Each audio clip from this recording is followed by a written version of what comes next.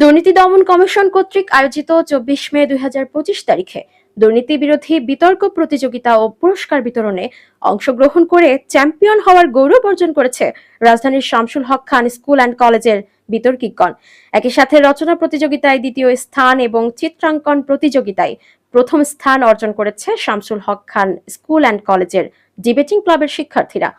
সনাতনী বিতর্কের এ প্রতিযোগিতায় ৩টি রাউন্ডে পর্যায়ক্রমে নারিন্দা সরকারি উচ্চ বিদ্যালয়, কামরুন্নেসা সরকারি বালিকা উচ্চ বিদ্যালয় এবং মান্নান হাই স্কুল অ্যান্ড কলেজের সাথে লড়াই করে চ্যাম্পিয়ন হওয়ার গৌরব অর্জন করেছে শামসুল হক খান স্কুল অ্যান্ড কলেজ ডিবেটিং ক্লাবের বিতর্কিকরা।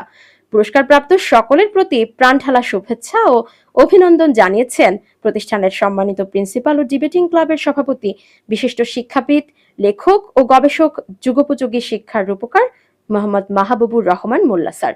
এছাড়াও শুভেচ্ছা জানিয়েছেন দিবা শাখার সহকারী প্রধান শিক্ষক জনাব আলমগীর হোসেন স্যার এবং প্রভাতী শাখার সহকারী প্রধান শিক্ষক জনাব আলমগীর হোসেন মোল্লা স্যার।